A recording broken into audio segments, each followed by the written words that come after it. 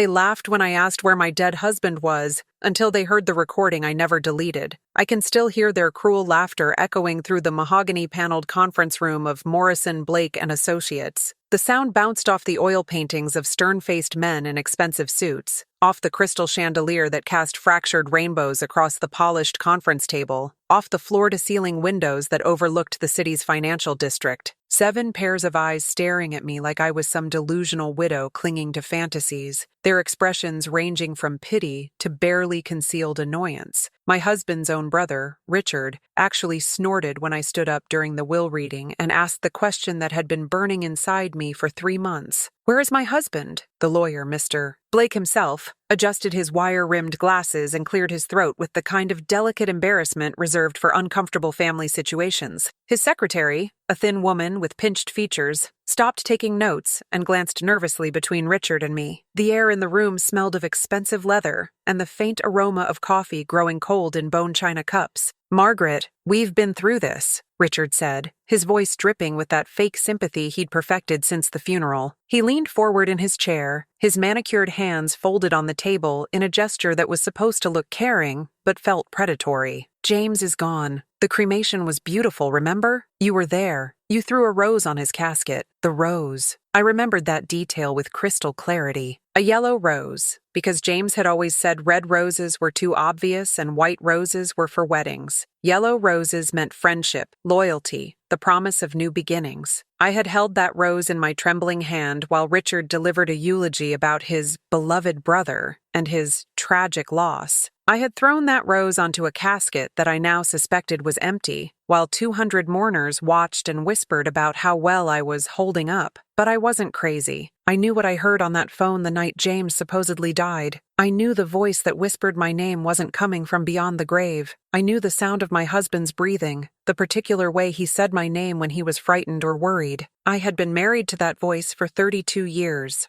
"Mrs. Morrison," Mr. Blake interjected gently, his practiced compassion making my skin crawl. "Perhaps we should postpone this meeting until you've had more time to process." Process what? I stood up so abruptly that my chair scraped against the hardwood floor. Process the fact that my husband's life insurance policy is conveniently worth exactly the same amount as the debt his construction company supposedly owed to Richard's firm. Process the fact that every single asset James and I built together is somehow being transferred to family members I barely speak to. Process the fact that I'm being treated like an incompetent child while you people divide up my life like vultures. The silence that followed was deafening. Through the tall windows, I could see people on the sidewalk below, tiny figures moving through their normal Tuesday afternoon routines, completely unaware that my entire world was being dismantled in this sterile room 30 floors above them. Richard's wife, Patricia, who had been sitting quietly in the corner with her designer handbag clutched in her lap, finally spoke. "Margaret, darling, we're only trying to help. James would have wanted his family to take care of you." The endearment made me want to scream.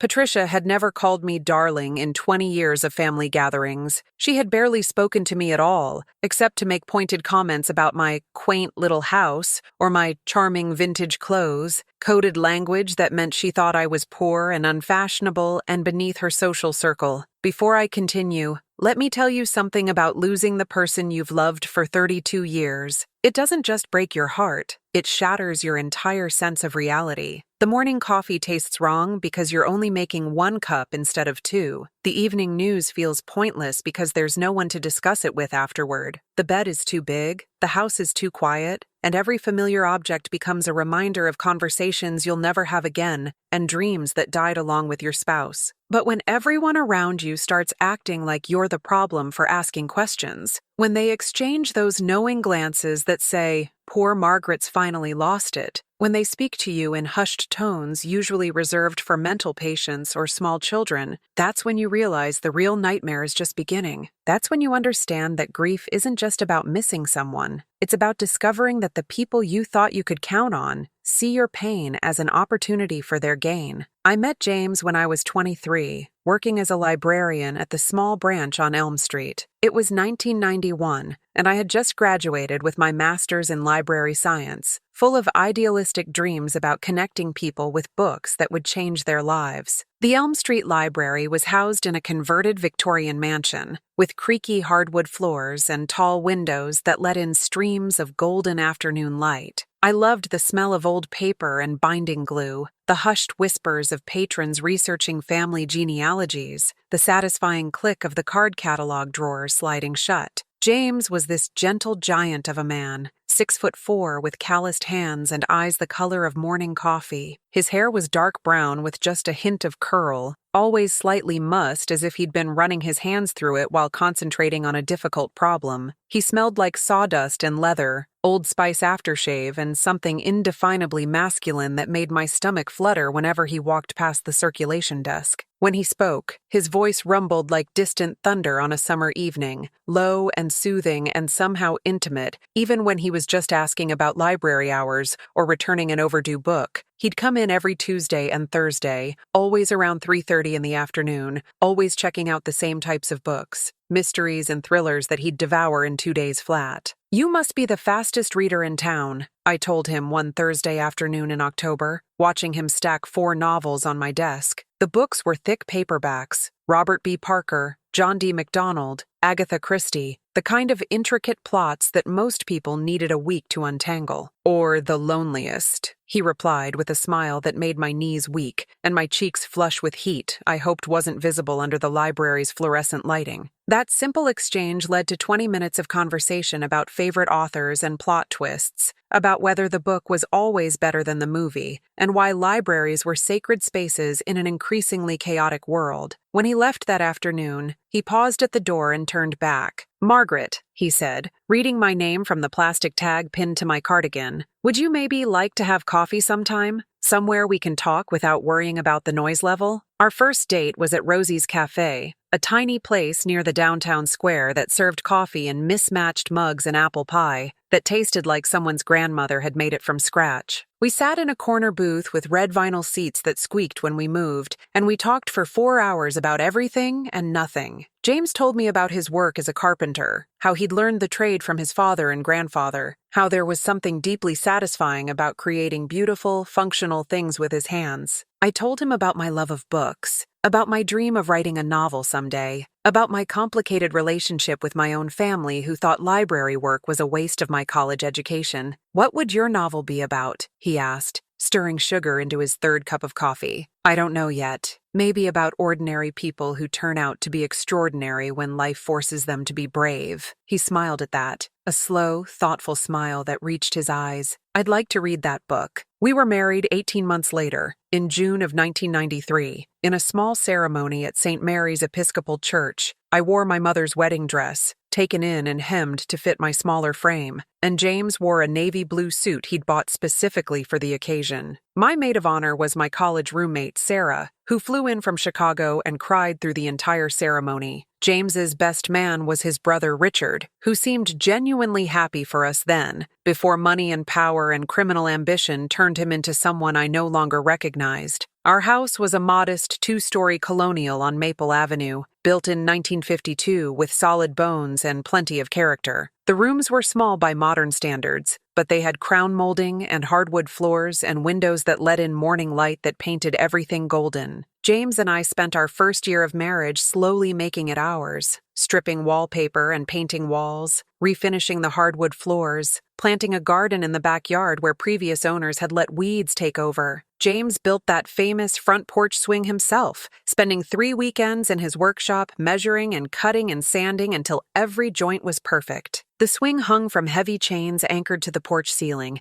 and it creaked in just the right rhythm for lazy Sunday afternoons when we'd sit with our coffee and the newspaper, watching neighbors walk their dogs and children ride bicycles up and down our quiet street. The kitchen became the heart of our home, with a table James had made from reclaimed oak and chairs we'd found at estate sales and garage sales throughout that first summer. Every morning for 3 decades, we ate breakfast at that table, usually toast and jam for me, eggs over easy for James, coffee black for both of us. We'd discuss our plans for the day, share interesting articles from the newspaper, debate whether the weather forecast was accurate enough to trust. "Do you think Mrs. Henderson's roses will survive this heat wave?" I'd ask. glancing out the kitchen window toward our neighbor's prized garden. "She's been growing roses for 40 years, James would reply, buttering his toast with careful precision. "I think she knows what she's doing." These mundane conversations were the foundation of our marriage, thousands of small moments that created a shared life, a common understanding of our little corner of the world. James built bookshelves that lined our living room walls, floor-to-ceiling shelves with adjustable heights to accommodate everything from coffee table books to paperback novels. I organized them by genre, then by author, then eventually gave up, and just enjoyed the visual pleasure of hundreds of colorful spines creating a backdrop for our evening conversations. We'd sit on our small sofa, a blue floral pattern that had seemed sophisticated when we bought it, but looked increasingly dated as the years passed, and read together in comfortable silence, our feet touching under the shared throw blanket. The hope chest at the foot of our bed was another of James's creations, built from cedar he'd specially ordered and lined with fabric I'd chosen for its delicate rose pattern. Inside, I kept my grandmother's quilts, each one hand-stitched with patterns that told stories of seasons and celebrations and ordinary Sundays when there was nothing to do but create something beautiful. I also kept our wedding photos, vacation pictures, love letters James had written me during a brief work trip to Pennsylvania in our 3rd year of marriage. We never had children, not by choice, but by cruel biology that we never quite understood. The doctors used clinical words like unexplained infertility and viable options, scheduling us for tests that were invasive and expensive and ultimately inconclusive. Dr. Sarah Mitchell, our reproductive endocrinologist, was kind but matter-of-fact about our options: fertility drugs that made me sick and emotional, procedures that were physically uncomfortable and emotionally draining, adoption processes that required more money than we could afford and more emotional energy than we could sustain. "Some couples just aren't meant to have biological children," she explained during our final appointment, her voice gentle but firm. "That doesn't mean your marriage is any less meaningful or your love any less real." But it felt less real sometimes, especially during family gatherings when cousins and siblings arrived with car seats and diaper bags and endless stories about first words and lost teeth and soccer games. James held me through years of failed treatments and false hopes, his strong arms becoming my sanctuary when the world felt too harsh to bear. On the worst days, when another pregnancy test came back negative or another friend announced they were expecting, I would curl up against his chest and cry until there were no tears left. "We have each other," he would whisper into my hair. "We have this house, this life, this love that most people never get to experience. Maybe that's enough." And most days, it was enough, more than enough. We created our own traditions, our own celebrations, our own version of family that didn't require children to feel complete. Saturday morning pancakes made from scratch, with James flipping them in elaborate patterns while I made fresh coffee and squeezed oranges for juice. Sunday afternoon drives through the countryside, exploring small towns and antique shops and farmers' markets, where we'd buy fresh vegetables and homemade jam from vendors who remembered our names from week to week. Evening walks became sacred time for us, a daily ritual where we'd circle the 6 blocks of our neighborhood and catch up on the details of our separate days. James would tell me about the furniture commission he was working on, a dining room table for the pastor's family, built-in bookcases for a retired teacher, a rocking chair for a young couple expecting their first baby. I would share library stories, the elderly man who came in every day to read newspapers from 3 different states, the teenager who was secretly writing poetry in the margins of her school notebooks, the book club that had been meeting for 15 years and still argued about the ending of every novel they read. "Mrs. Foster thinks we should add a romance section," I told him during one of our walks, stepping carefully around a crack in the sidewalk that the city had been promising to fix for 3 years. "Does she now? And what do you think about that?" "I think people will find romance wherever they look for it. We don't need to segregate it into its own corner." James squeezed my hand, understanding immediately that I wasn't really talking about library organization. We had found romance in unexpected places, in the way he brought me coffee in bed on Sunday mornings, in the notes he'd slip into my lunch bag, in his habit of reading aloud to me while I folded laundry. But his family never understood our bond. Richard especially seemed to view our childless marriage as some kind of personal failing,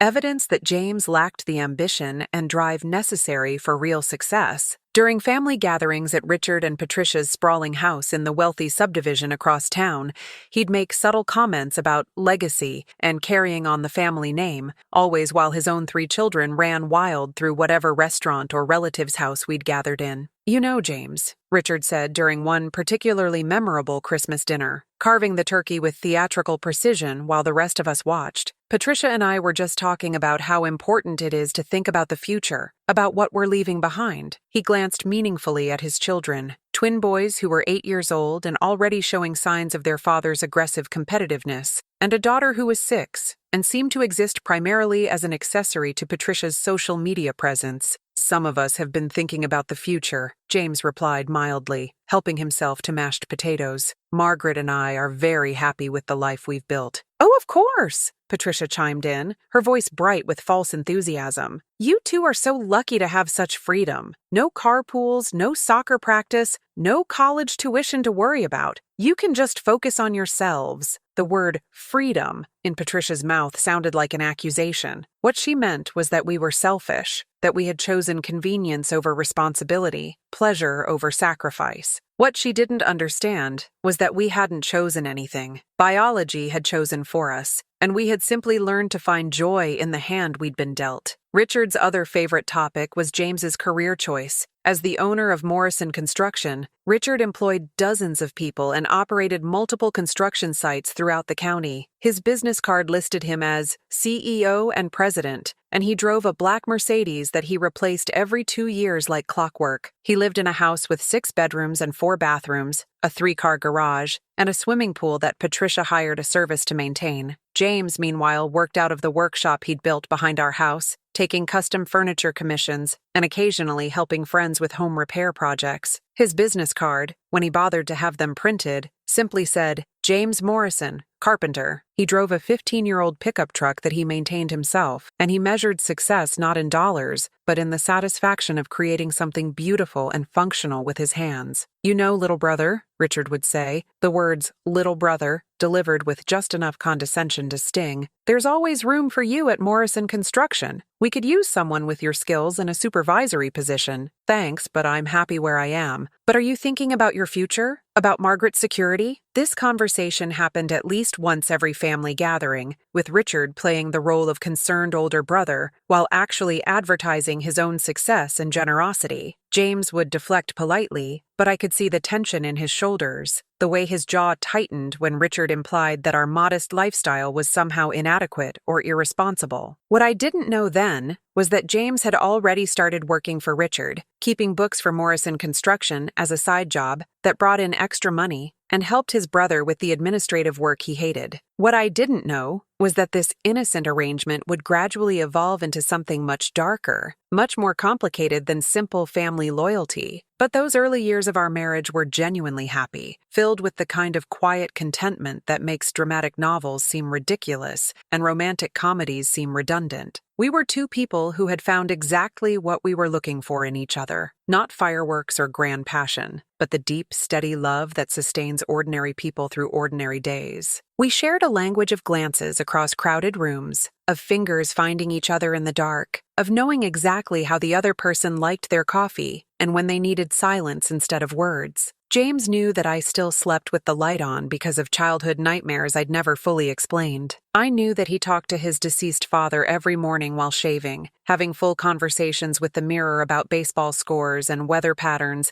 and the challenges of running a small business. Dad always said that honest work with your hands beats dishonest work with your head, he told me one morning, catching my reflection in the bathroom mirror while he spread shaving cream across his jaw. What prompted that particular bit of wisdom? Richard called last night, after you went to bed. He wants me to take on more responsibility with his accounting. I was brushing my teeth, so I couldn't respond immediately, but I filed that information away for later consideration. Richard's accounting had always seemed unnecessarily complicated for a construction company, with multiple businesses and financial arrangements that James tried to explain, but that never quite made sense to me. More responsibility usually means more money, I said when my mouth was clear. Not everything is about money, Margaret. I know that, but we're not getting any younger, and the roof needs work, and my car is making that noise again. James rinsed his razor under hot water, considering my practical concerns. I'll think about it, but I could see in his eyes that he'd already decided that Richard had presented the opportunity in a way that made it impossible to refuse. What I couldn't see was that this decision would eventually cost us everything: our peace, our trust,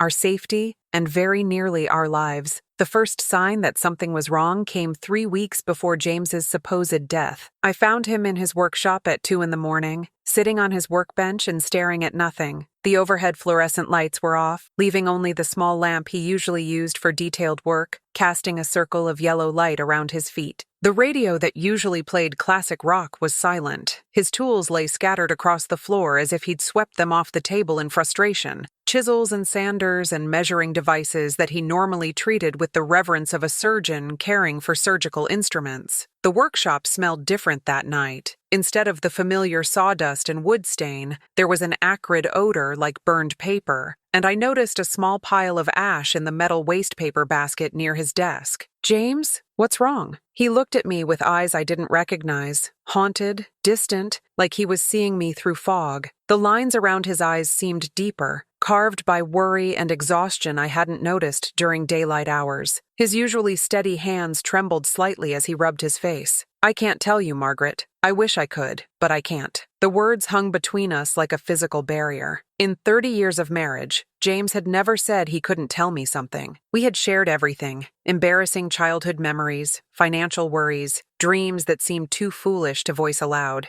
I knew about his recurring nightmares about his father's death, and he knew about my secret fear that I wasn't smart enough to deserve my job at the library. We had no secrets, no forbidden topics. "You can tell me anything. We promised each other that. Not this time." His voice cracked on the words like an adolescent boy struggling with the weight of adult problems. "If something happens to me, don't say that." The words came out sharper than I intended, edged with a panic that surprised me. "James, you're scaring me. What's going on?" "If something happens to me," he continued, gripping my hand so tightly it hurt, his calloused palms rough against my softer skin, "promise me you won't believe everything you hear. Promise me you'll trust what you know and hear." He pressed my palm against my chest, over my heart, the pressure firm and desperate. I promised, not understanding what I was agreeing to. The workshop felt cold despite the October heat wave that had kept our air conditioning running constantly. I wanted to ask more questions, to demand explanations, to shake him until he told me what kind of trouble he was in, but something in his expression warned me that pushing would only drive him further away. The next morning, James acted as if our midnight conversation had never happened. He ate his breakfast, kissed me goodbye, and spent the day working on a commissioned dining table for a client across town. But I noticed he kept checking his phone, something he'd never done before. James had always been proudly analog. He carried a flip phone for emergencies but rarely used it, preferring face-to-face conversations and written notes to text messages and voicemails. The phone calls started that same day, always when James was out running errands or visiting the hardware store, always from a number I didn't recognize. The voice on the other end was muffled, distorted as if the caller was speaking through fabric or deliberately disguising their tone, but the message was always the same: "He's not who you think he is." The first time it happened, I was folding laundry in the living room while listening to NPR. The phone rang during a story about economic recovery, and I answered without thinking. "Margaret Morrison?" The voice was neither male nor female, neither young nor old. "Yes? He's not who you think he is." "I'm sorry. Who is this?" "What do you mean?" The line went dead. I stood in my living room holding the cordless phone, a half-folded pillowcase in my other hand, trying to make sense of what had just happened. A wrong number, obviously, or a prank call from teenagers with too much time on their hands. I finished folding the laundry and forgot about it until the same call came again 2 days later. This time, I was in the kitchen, making James's lunch for his workday: sliced turkey on whole wheat bread, mustard but no mayonnaise, an apple, and a small bag of pretzels. The same lunch I'd been making for him for 15 years. "Margaret Morrison?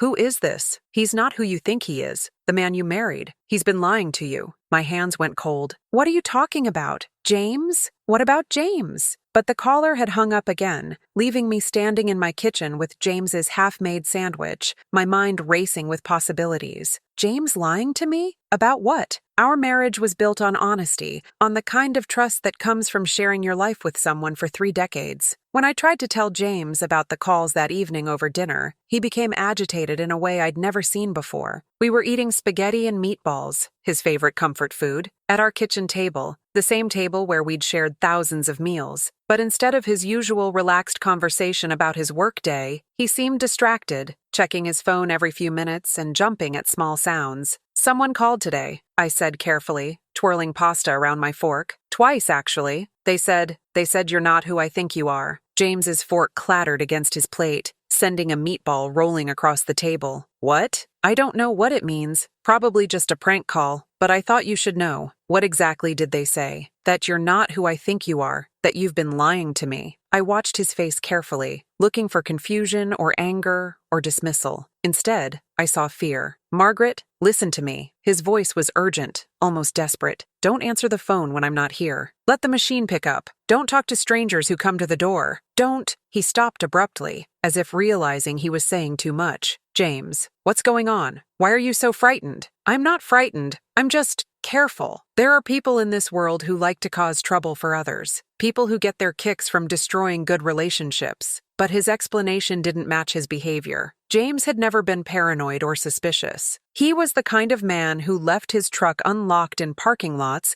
and loaned tools to neighbors he barely knew. The idea that he was suddenly worried about mysterious phone calls and dangerous strangers seemed completely out of character. The calls continued, escalating in frequency and detail. The caller began mentioning specific things: James's late nights in his workshop, his recent phone conversations, his growing tension and distraction. Someone was watching us, studying our routines, learning our vulnerabilities. "He meets with people you've never heard of," the voice told me one Thursday afternoon, while James was supposedly at the lumberyard. "He has money he can't explain. He's been living a double life for longer than you know." "You're lying," I said, but my voice lacked conviction. James had been acting strangely for months, not just weeks. I was starting to remember conversations that had ended abruptly when I entered rooms, phone calls that he took in the garage instead of the house, unexplained absences that he dismissed as work-related errands. "Ask him about Meridian Services," the caller continued. "Ask him where he really goes on Tuesday nights." Tuesday nights. James had started going out on Tuesday nights about 6 months earlier, claiming he was helping Richard with some paperwork that required evening hours. He'd leave after dinner and return around 11, sometimes smelling like cigarette smoke even though he'd quit smoking 15 years earlier. When I tried to ask him about these Tuesday meetings, he became evasive and irritable. "It's just business, Margaret. Boring financial stuff that would put you to sleep. Since when is Richard's business your business? He's my brother. Family helps family." But something about the way he said it felt rehearsed, like he'd practiced this explanation in front of a mirror until it sounded natural. Things began disappearing around the same time. Small things at first. A photo of James from our wedding album. A letter from his father that he'd kept in his desk drawer for 20 years. When I asked about them, James claimed he had no idea what I was talking about, but his denials seemed forced and uncomfortable. "I know I put that photo back in the album after showing it to Sarah," I insisted, flipping through pages of wedding pictures for the 3rd time. "It was right here, between the ceremony shots and the reception pictures. Maybe you moved it and forgot," James suggested, not looking up from his newspaper. "We're not as young as we used to be." The comment stung because it implied that I was becoming forgetful or confused, but also because it was so unlike James to make age-related jokes at my expense. He had always been protective of my dignity, careful never to make me feel diminished or foolish. Then my grandmother's pearl earrings vanished from my jewelry box. These were family heirlooms, passed down through 3 generations, the only valuable jewelry I owned. I had worn them to my high school graduation, my wedding, every important occasion in my adult life. They lived in a small velvet box on my dresser, and I checked on them regularly the way some people check on important documents or treasured photographs. "James, have you seen my grandmother's earrings?" I asked one morning while getting dressed for work. "Your what?" "My pearl earrings, the ones from Grandma Helen. They're not in my jewelry box." He looked genuinely puzzled, which was almost more disturbing than if he'd looked guilty. "When did you last see them?" 2 weeks ago. I wore them to the library's anniversary dinner." We searched the house together that evening, going through drawers and checking under furniture, and even looking in the washing machine in case they'd somehow fallen into a load of laundry. But the earrings were simply gone, disappeared as completely as if they'd never existed. Maybe someone broke in, I suggested, though nothing else was missing and there were no signs of forced entry. Maybe you put them somewhere safe and forgot where, James replied, but he wouldn't meet my eyes when he said it. The spare key to James's workshop disappeared next. For 20 years, that key had hung on a small hook by the back door, available for emergencies or the rare occasions when I needed to retrieve a tool or deliver a message. James had never minded me going into his workshop. It wasn't a private sanctuary, but simply his office, the place where he kept his business records and planned his projects. But one evening, when I went to get the key to borrow his level for hanging a new picture, the hook was empty. "James, where's the workshop key?" "I moved it," he said without elaborating. "Where?" "Somewhere safer." "Safer from what? It's been hanging there for 20 years. Things change, Margaret. People change. The cryptic response was so unlike the James I'd known for 3 decades that I felt like I was talking to a stranger. My husband had always been direct, honest to the point of bluntness. He didn't speak in riddles or hide things without explanation. That night, I lay awake listening to James toss and turn beside me, his sleep fitful and interrupted by quiet murmurs that sounded like arguments with invisible adversaries. Around 2 in the morning, I heard him get up and pad downstairs. Through the bedroom window, I could see light coming from his workshop,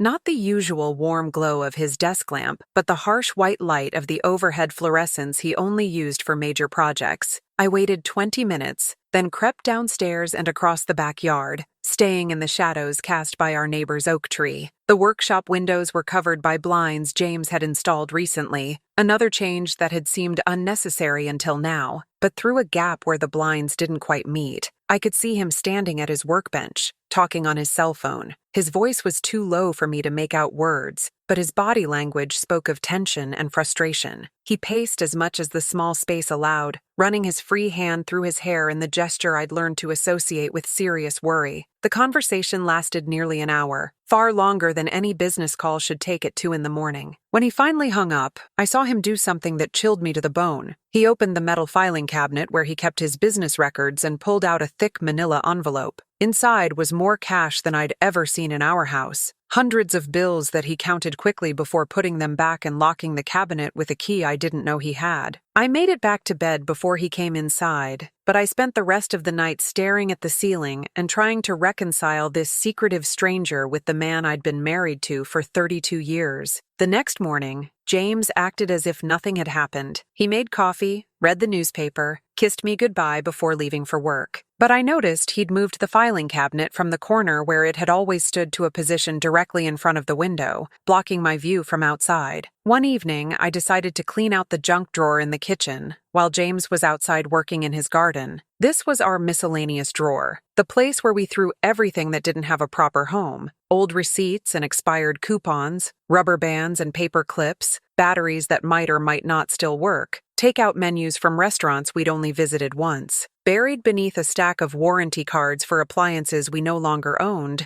I found a business card for a company called Meridian Security Services. The card was bent and worn, as if it had been handled frequently. The logo was simple black text on white cardstock, with an address in a part of town I wasn't familiar with. On the back, someone had written a phone number in James's handwriting, along with the words, "After midnight only, Meridian Security Services," the same company the mysterious caller had mentioned weeks earlier. I stared at the card, trying to understand how it had ended up in our kitchen drawer, why James would have business with a security company, and why any legitimate business would require after midnight only contact. When I asked James about it over dinner, his fork clattered against his plate with a sound that seemed unnaturally loud in our quiet dining room. "Where did you find that?" The question itself was telling, not, "What's that?" or, "I've never seen that before," but, "Where did you find that?" The response of someone who knew exactly what the card was and was alarmed by its discovery. "In our junk drawer." "James, what is Meridian Security Services?" "I don't know. Probably just some sales call." But his hands were shaking as he reached for his water glass, and he avoided my eyes completely. Sales calls don't usually require after midnight contact. What are you talking about? I showed him the back of the card with his handwritten note. His face went pale, and for a moment I thought he might actually tell me the truth. Instead, he stood up abruptly, his chair scraping against the kitchen floor. I'm not hungry anymore. I have work to finish in the shop. He left me sitting at our kitchen table with his half-eaten dinner growing cold, the mysterious business card in my hand, and the growing certainty that my marriage had become something I no longer recognized or understood. The incident that changed everything happened on a rainy Thursday evening in October. The weather had turned cold suddenly, one of those dramatic autumn shifts that reminded you winter was lurking just around the corner. I had spent the afternoon rearranging the fiction section at the library, a mindless task that usually brought me peace but felt pointless and exhausting that day. The mysterious phone calls had continued throughout the week, always with the same cryptic warnings, always ending abruptly when I tried to ask questions. James had been unusually quiet all week, spending long hours in his workshop with the door locked. The new blinds he'd installed made it impossible to see what he was doing in there, and the sound insulation he'd added meant I could barely hear the usual sounds of sanding and sawing that had been the soundtrack of our life together for 30 years. When I knocked and asked if he wanted dinner, he'd call back that he wasn't hungry, his voice tight with stress and distraction. I made your favorite, I called through the workshop door Tuesday evening, holding a plate of pot roast with carrots and potatoes, the meal he'd requested for his birthday every year since we'd been married. It's getting cold. Leave it on the porch steps, he replied. I'll get it when I'm finished. This was not my husband. My husband would have opened the door, kissed me on the forehead, and insisted I sit with him while he ate so we could talk about our days. My husband would have complimented the gravy and asked for seconds. My husband would have noticed that I'd taken extra care with the presentation, arranging the vegetables in a pattern the way his mother used to do when he was a child. But this stranger, who looked like James and lived in James's workshop, couldn't even be bothered to open the door for the woman who'd been cooking his meals for 3 decades. That particular Thursday evening, I was upstairs folding laundry while a storm system moved through our area, bringing the kind of steady rain that made everything gray and dreary. The weatherman had been talking about it for days. A cold front moving down from Canada, unseasonably chilly temperatures, possible frost warnings for the weekend. I had been looking forward to the cooler weather, to the excuse to make soup and light the fireplace and curl up with James on our sofa for the first cozy evening we'd shared in months. But James was in his locked workshop again, and the phone rang while I was matching socks and trying not to think about how lonely I felt in my own home.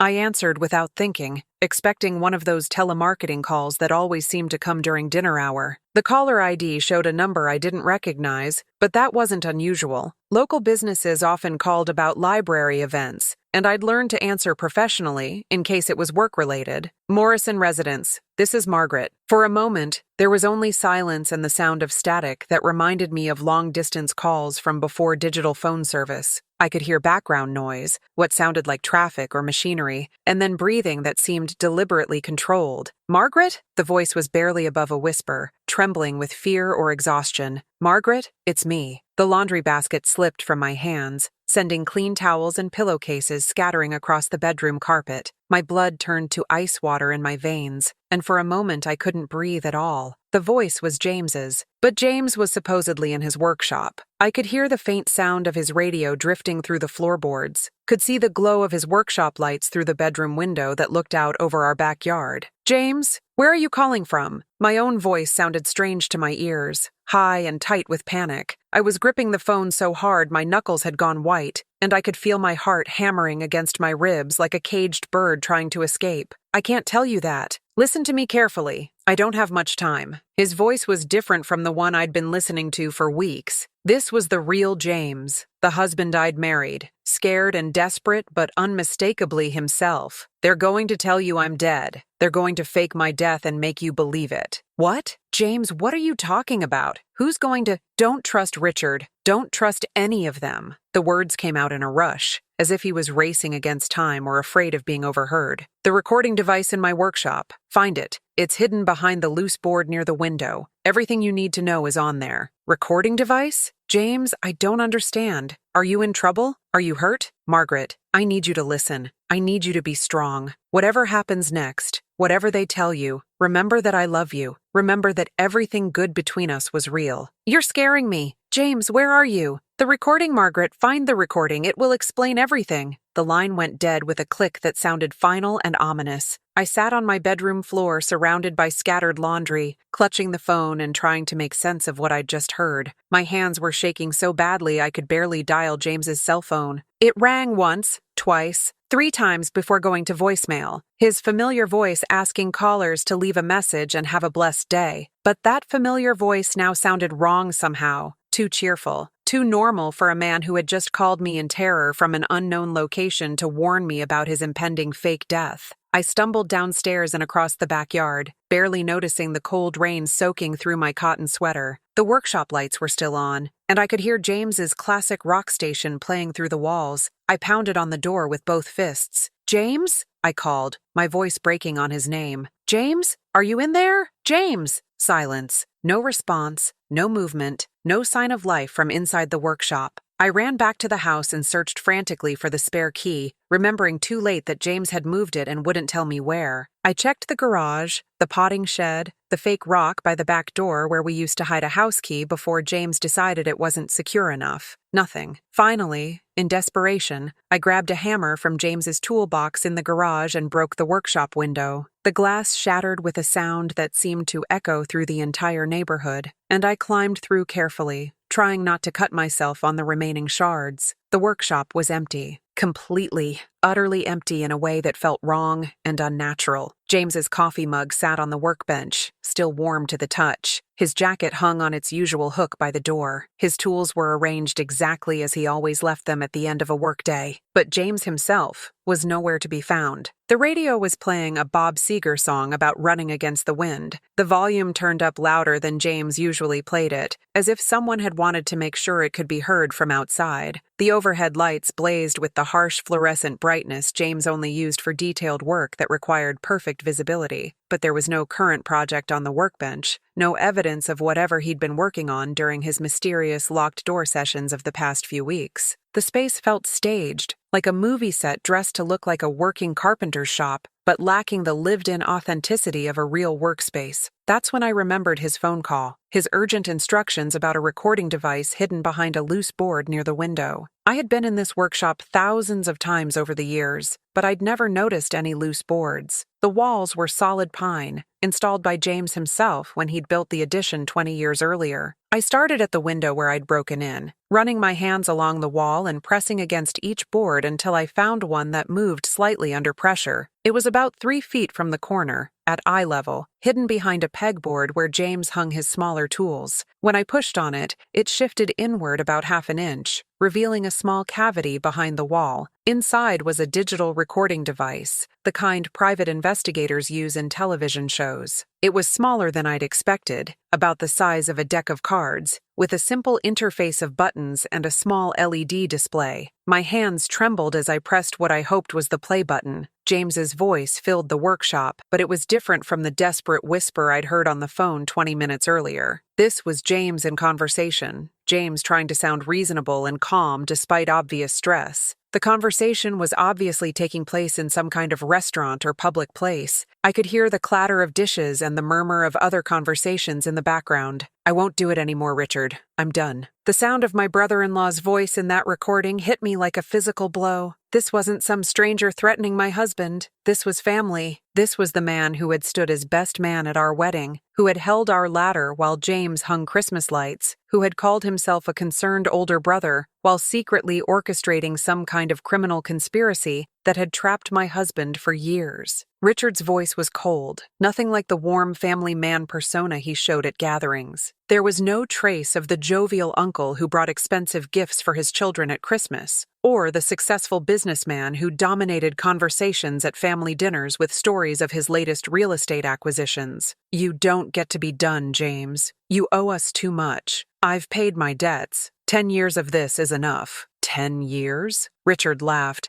and the sound made my skin crawl with its complete lack of warmth or humanity. "Try 20. You've been working for us since before you married my sister-in-law. Did you think that perfect little marriage was just coincidence? We needed someone with a clean record, someone trusted in the community. Margaret was your cover. I felt the world tilt beneath my feet. The recording device slipped from my numb fingers and clattered onto the workshop floor, but I was too stunned to pick it up immediately. My marriage was a cover story? I was an unknowing accomplice in some kind of criminal operation. The love I'd thought James and I shared, was any of it real? But the recording wasn't finished. I retrieved the device with shaking hands and pressed play again. Margaret doesn't know anything about this. She's innocent. The desperate protection in James's voice when he spoke about me cut through my shock and confusion. Whatever else was true, whatever lies had built the foundation of our life together, James was trying to shield me from the consequences of his involvement with Richard's organization. Margaret is a liability. She's been asking too many questions lately. Richard's casual dismissal of my life, his cold assessment of me as a problem to be solved, made my hands clench into fists. The mysterious phone calls, the warnings about James not being who I thought he was, the escalating tension in our house. Someone had been watching me, evaluating my suspicions, deciding whether I posed a threat to their operation. If you hurt her, James's voice was sharp with protective anger. We won't hurt her.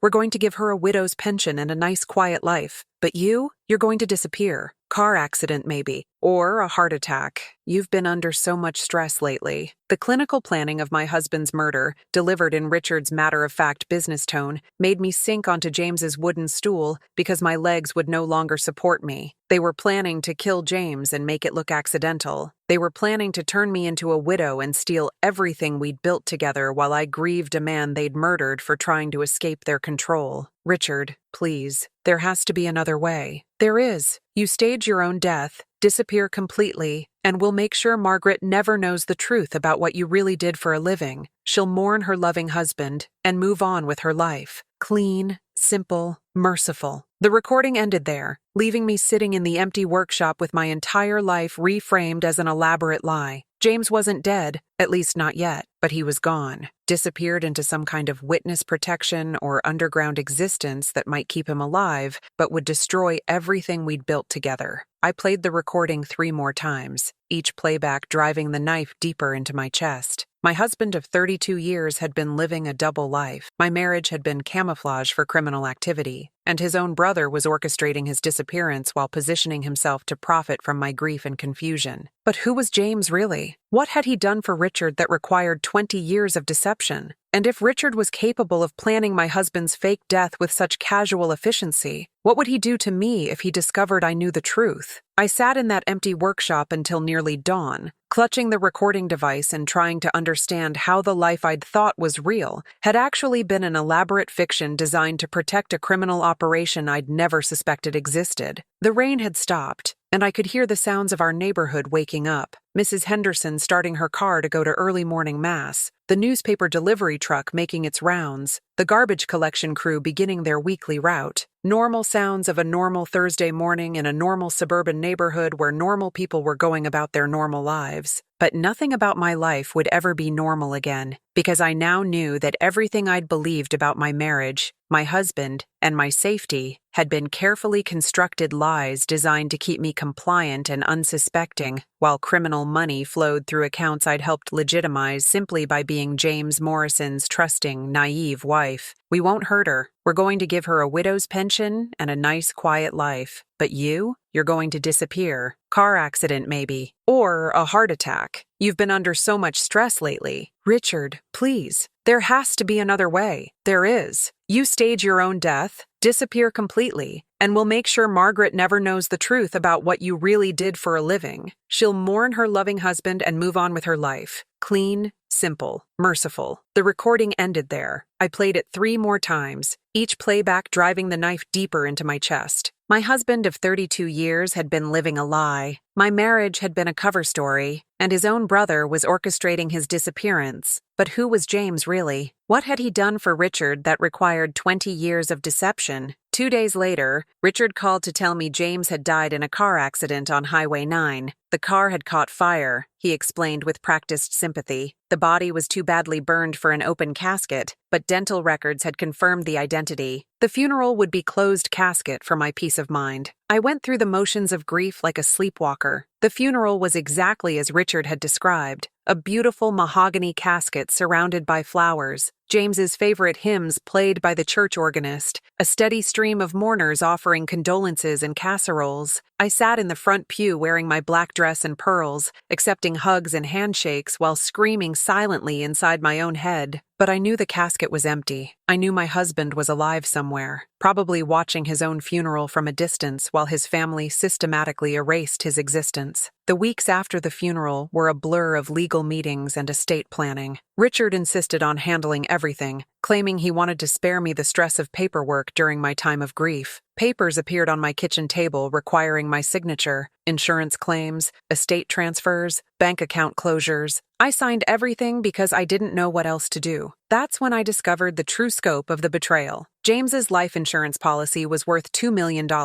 His half of our modest home was signed over to Richard for family estate purposes. The workshop that James had lovingly built was dismantled, its contents sold or donated before I even realized what was happening. Every trace of my husband's life was being systematically erased, and his own family was profiting from his disappearance. But the most devastating discovery came when I tried to access our joint bank account a month after the funeral. The account had been closed, its contents transferred to an estate account controlled by Richard as executor of James's will, a will I had never seen, despite being married to James for over 3 decades. "Margaret, I know this is hard," Richard explained when I confronted him, "but James wanted to make sure his family was taken care of. The house was too big for you anyway. The money from the sale will keep you comfortable for the rest of your life. I don't want to sell our house. James built half the things in it. James is gone." Richard's patience was wearing thin. "You need to start accepting that and thinking about your future." But I wasn't ready to accept anything. That night, I called the number on the back of the Meridian Security Services card, the one James had written, "After midnight only," beside. A woman answered on the second ring. "Meridian Services. I'm calling about James Morrison. He was one of your clients." Long pause. "I'm sorry, ma'am, but I don't know anyone by that name. Please, I know he worked for you. I know his death was staged. I just need to know if he's safe." "Ma'am, I think you have the wrong number." The line went dead. I spent the next month in a fog of depression and confusion. Everyone around me seemed convinced that I was suffering from complicated grief, that my inability to move on was unhealthy and concerning. Richard arranged for me to see a therapist, a kind woman named Dr. Sarah Chen who specialized in widow support. "It's not uncommon for people to feel like their deceased spouse is still alive," Dr. Chen explained during our third session. "The mind sometimes creates elaborate scenarios to avoid accepting a painful loss. But what if he really is alive? What if there's evidence? What kind of evidence?" I almost told her about the recording. Almost. But something in her gentle, professional tone made me hesitate. What if Richard had chosen this therapist specifically? What if even my grief counselor was part of the deception? Instead, I told her about the phone call, carefully omitting any details that might sound too specific or credible. "Hallucinations are also common during intense grief," she said, making notes on her pad. "The brain sometimes creates the voice of a loved one as a coping mechanism." I left that session feeling more alone than ever. Even my own grief was being pathologized, turned into evidence of mental instability rather than reasonable suspicion based on concrete evidence. That night, I made a decision that would change everything. I was going to attend Richard's upcoming family Christmas party, and I was going to confront them all with the truth. If James really was dead, if I really was delusional, then playing the recording wouldn't hurt anyone. But if I was right, if my husband was alive and his family was covering it up, then it was time for justice. The Morrison family Christmas party was an annual tradition held at Richard and Patricia's sprawling colonial house on the wealthy side of town. The tree was always perfectly decorated with matching ornaments and coordinated ribbons. The dining room table groaned under the weight of Patricia's ambitious holiday spread, and the conversation always revolved around business success, real estate investments, and which family members' children were achieving the most impressive milestones. This year felt different. I could feel the other family members watching me carefully, as if I were a fragile ornament that might shatter at any moment. Conversations paused when I entered rooms. People spoke to me in the gentle, patronizing tones usually reserved for children or elderly relatives with dementia. "How are you holding up, Margaret?" asked James's cousin Linda, placing a manicured hand on my arm. "The holidays must be so difficult." "I'm managing," I replied, clutching my purse tighter. Inside was the recording device, my proof that this entire gathering was built on lies. Richard stood by the fireplace, holding court with his usual mixture of charm and authority. He was telling some story about a recent business deal, gesturing with his wine glass while his audience nodded appreciatively. This was the same man who had coldly discussed my husband's fake death over dinner in a restaurant. The same man who had systematically stolen my life savings while pretending to comfort me. After dinner, when everyone had gathered in the living room for coffee and Patricia's famous Christmas cookies, I stood up. "I have something I need to share with all of you," I announced, my voice shakier than I'd intended. Richard's expression shifted almost imperceptibly. "Margaret, maybe this isn't the best time. When would be a better time, Richard? After you've sold my house? After you've divided up the rest of James's assets among yourselves?" The room went silent. I could hear the grandfather clock ticking in the hallway, the soft crackling of logs in the fireplace. "I know James isn't dead," I continued, pulling the recording device from my purse. "I know you helped him stage his own death, and I know you've all been lying to me for months while you steal everything he and I built together." Richard's face went pale, but he quickly recovered his composure. "Margaret, we've talked about this. James is gone. You were at his funeral. I was at a funeral for an empty casket." I held up the recording device. "But I have proof of everything. James left me a recording of the conversation you two had before his disappearance. The conversation where you threatened him and planned his fake death." Several family members exchanged glances. Linda's husband, Tom, cleared his throat nervously. Patricia busied herself collecting empty coffee cups with unnecessary urgency. "Margaret," Richard said, his voice taking on that patient, condescending tone I'd grown to hate, "I think you should sit down. You're clearly under a lot of stress." "I'm not stressed. I'm angry. I'm angry that you've all been treating me like I'm crazy when you know perfectly well that I'm telling the truth." I pressed play on the recording device. James's voice filled the living room. "I won't do it anymore, Richard. I'm done." The reaction was immediate and telling. Richard's wine glass slipped from his hand, shattering against the hardwood floor. Patricia froze in the doorway, clutching her tray of empty cups. Linda gasped audibly, her hand flying to her mouth, but the most devastating response came from Richard himself. Instead of looking confused or demanding an explanation for this apparent hoax, he lunged toward me, grabbing for the recording device. "Turn that off," he hissed. "Turn it off right now." I clutched the device tighter, backing away from him. Why? If James is really dead, what difference does it make what's on here? The recording continued. 10 years? Try 20. You've been working for us since before you married my sister-in-law. That's when the laughter started. Tom began chuckling first, a nervous sound that quickly escalated into full, uncontrolled laughter. Linda joined in, her giggles taking on a hysterical edge. Even Patricia, still standing in the doorway with her tray,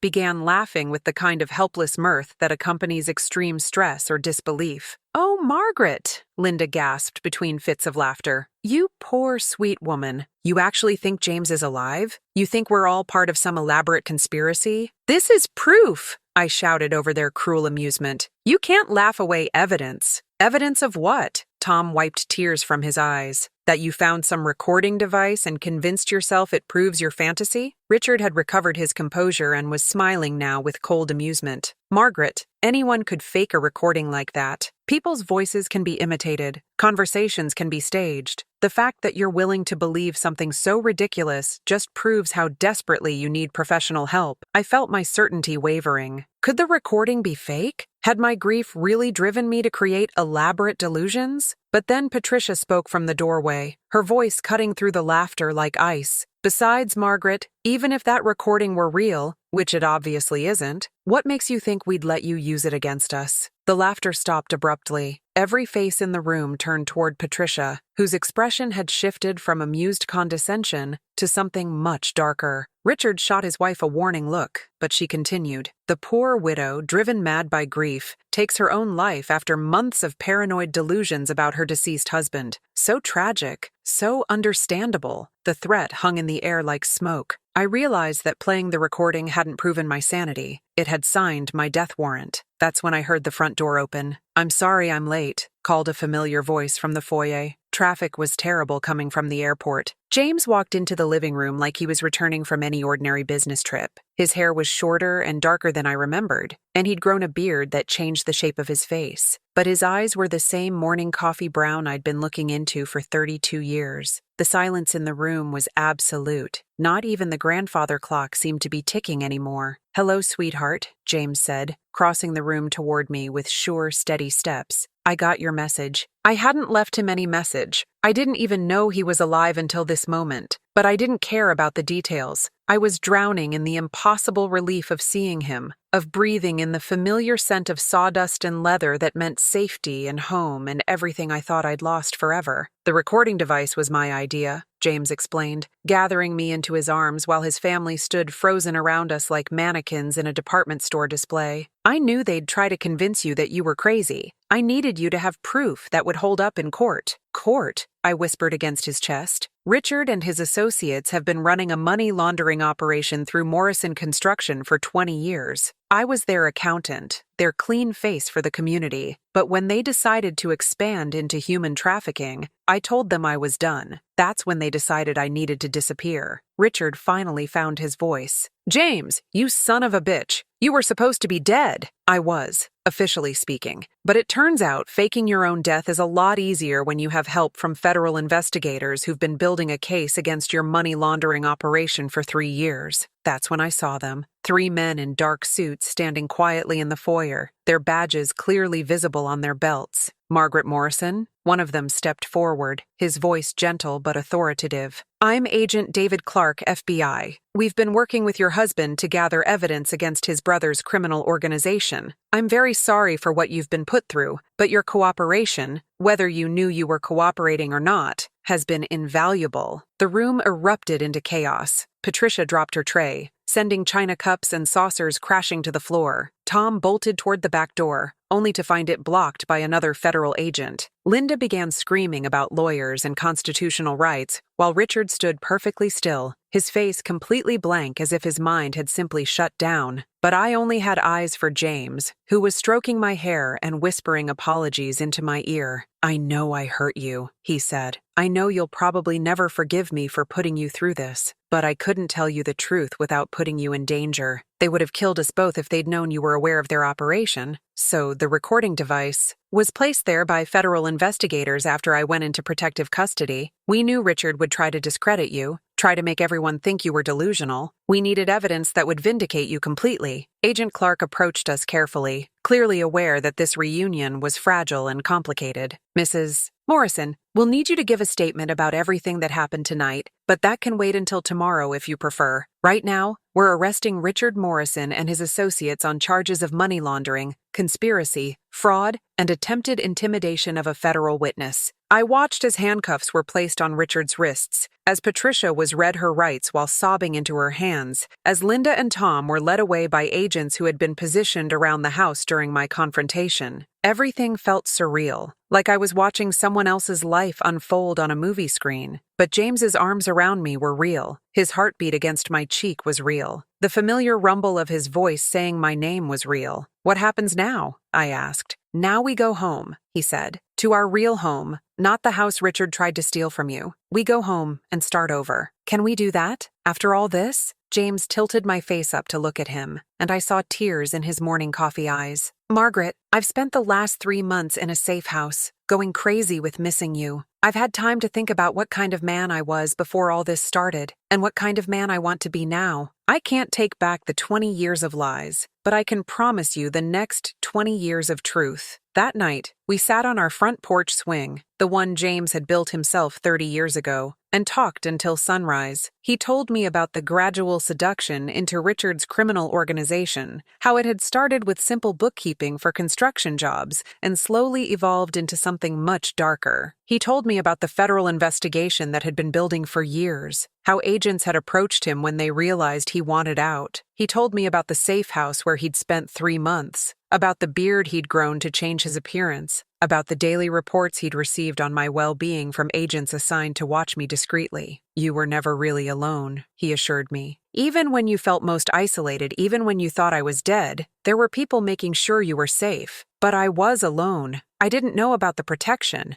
I didn't know you were alive. I thought I was going crazy." "I know. That was the hardest part for me, knowing you were suffering and not being able to contact you. But if I'd reached out too early, before we had enough evidence to arrest Richard's entire network, they would have killed both of us. I understood the logic, but understanding didn't erase the months of anguish, the therapy sessions where I'd been treated like a delusional widow, the nights I'd lain awake wondering if I was losing my mind. How do we move forward from this? I asked as the sun painted our neighborhood in soft gold light. How do we rebuild trust after 20 years of lies? James was quiet for a long moment, his arm tightening around my shoulders. One day at a time, I guess. One true thing at a time. Will you have to testify against Richard? Yes, and it won't be pleasant. Some of the things his organization did, some of the people who were hurt, his voice trailed off. How long will the trial take? Months, probably, but we'll get through it together. I leaned against his chest, listening to his heartbeat and trying to reconcile the man I'd thought I'd married with the man I'd actually been living with for 3 decades. Were you ever really a carpenter? I asked. He laughed, and the sound was like coming home. I've always been a carpenter, Margaret. That was never a lie. The construction work, the furniture building, the workshop, all of that was real. The accounting for Richard's company was just additional income that gradually became something else entirely. And our marriage? Was any of that real? James stilled beneath me, and when he spoke, his voice was thick with emotion. Our marriage was the most real thing in my life. It was my anchor, my salvation, the one pure thing I had left when everything else became corrupted. Yes, Richard arranged for me to meet you initially. He wanted me to have a stable cover story. But falling in love with you, building a life with you, choosing you every single day for 32 years, that was all me. Margaret, that was all real. The federal trial took 8 months. Every day, I sat in the courtroom gallery watching my husband testify about financial records and criminal conspiracies, watching my brother-in-law's defense team try to paint James as a willing participant who'd simply gotten cold feet. But the evidence was overwhelming. James had been secretly recording conversations for 3 years, working with federal investigators to document every aspect of the operation. The money laundering charges alone would put Richard away for decades. The hardest part was listening to testimony about the human trafficking ring Richard had been planning to expand into. Young women brought across borders with promises of legitimate work, only to find themselves trapped in a network of exploitation and abuse. That was the line James had refused to cross, the moment he'd decided to contact federal authorities regardless of the personal cost. I couldn't live with myself if I'd stayed quiet and let that happen, he told me one evening after a particularly difficult day of testimony. But I also couldn't live with myself for putting you through what I put you through. You protected me the only way you could, I said, and I meant it. The anger had faded, replaced by a deep gratitude that my husband had chosen justice over safety, truth over comfort. When the verdicts were finally read, guilty on all counts for Richard and his associates, James and I walked out of that courthouse as different people than we'd been when we walked in 8 months earlier. We went home to our house on Maple Avenue,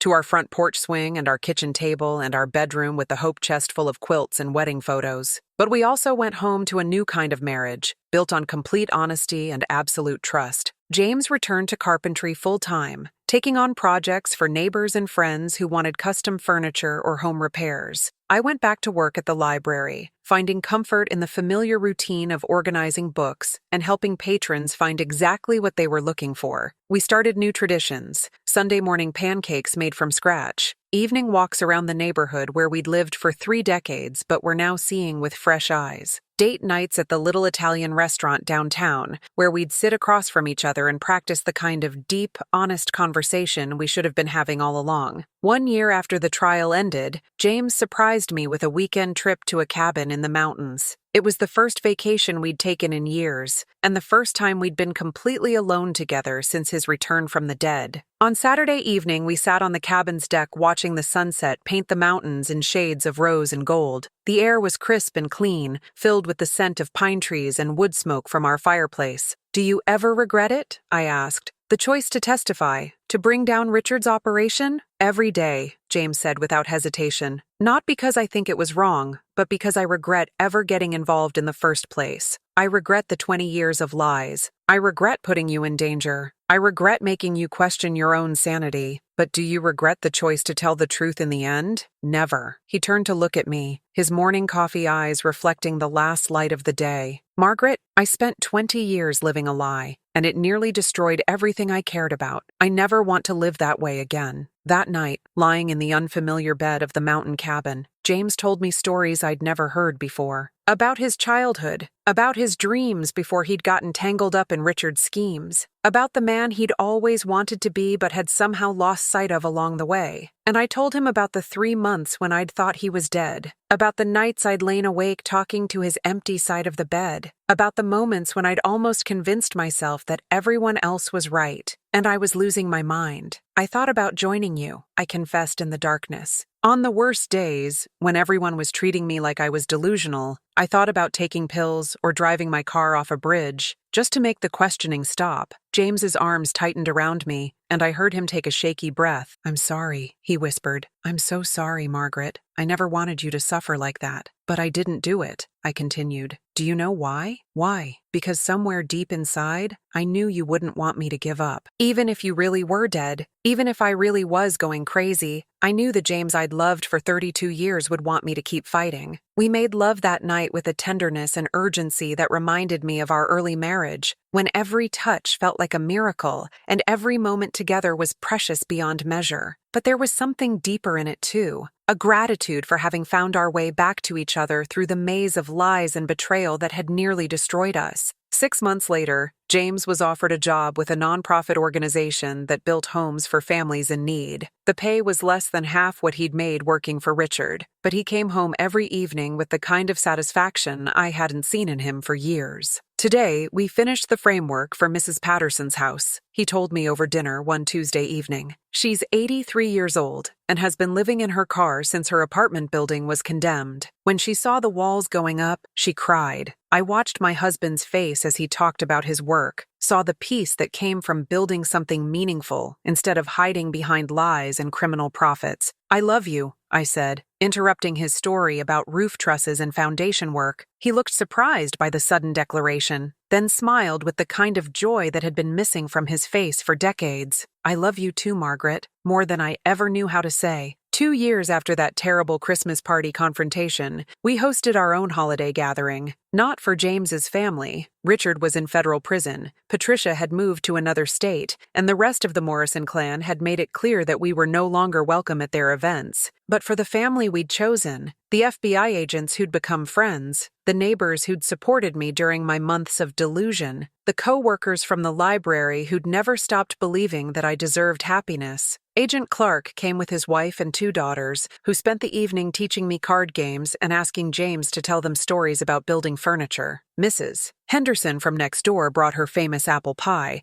and spent 2 hours showing me photos of her grandchildren. The head librarian, Mrs. Foster, arrived with her husband and a bottle of wine, settling into our living room like she'd been coming to our Christmas parties for decades. As I looked around our modest living room, filled with people who genuinely cared about our well-being, I realized that we'd gained something in the aftermath of our ordeal. We'd gained a kind of authenticity that comes only from surviving the complete destruction of everything you thought you knew about your life. "Any regrets?" James asked me later that evening as we cleaned up wrapping paper and empty wine glasses. I considered the question seriously. Did I regret the 32 years of marriage? The 20 years of not knowing the complete truth about my husband's work? Did I regret the months of thinking I was going crazy? The nights of sobbing into my pillow while everyone around me treated me like a fragile, delusional widow? "I regret the lies," I said finally, "but I don't regret us. Even if I'd known the truth from the beginning, I still would have chosen you, James. I would have chosen this life, this love, this complicated, messy, beautiful reality we built together." He kissed me then, soft and sweet, and full of promises for all the years ahead.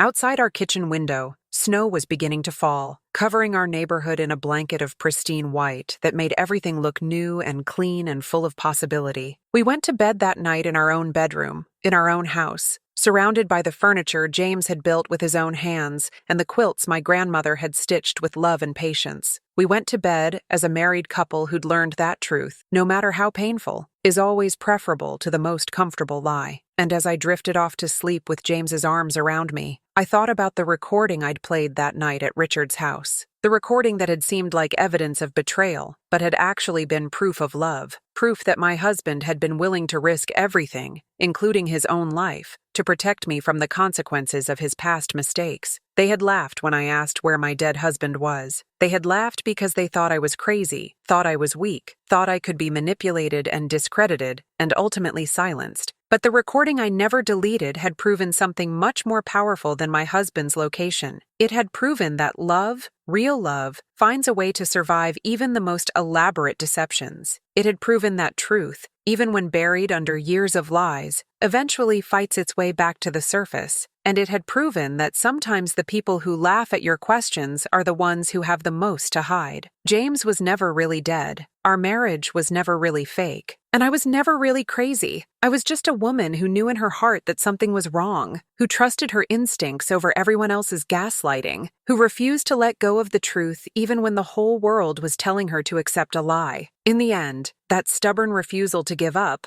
on my husband, on my sanity, on my right to know the truth, was what saved us both. The recording I never deleted wasn't just evidence of a crime. It was proof that love is stronger than deception, that justice is possible even against impossible odds, and that sometimes the most important thing you can do is refuse to stop asking the right questions, no matter who laughs at you for asking them. 3 years later, James and I renewed our wedding vows in a small ceremony at our neighborhood church. This time, there were no lies between us, no secrets lurking beneath the surface of our promises. When the pastor asked if we would love and honor each other in sickness and health, for better or worse, we looked into each other's eyes and said, "I do," with the absolute certainty of people who'd already survived the worst and chosen each other anyway. Mrs. Henderson caught my bouquet. Agent Clark gave a toast about the triumph of love over deception, and James and I danced our first dance to the same song we'd chosen 35 years earlier, "At Last" by Etta James. At last, my love has come along. At last, the skies above are blue. As we swayed together in our church's fellowship hall, surrounded by people who knew our whole story and loved us anyway, I realized that the recording I'd never deleted had given us something even more valuable than justice or vindication. It had given us the chance to fall in love all over again, this time with complete honesty as our foundation. And that, I knew, was worth every moment of pain we'd endured to get there.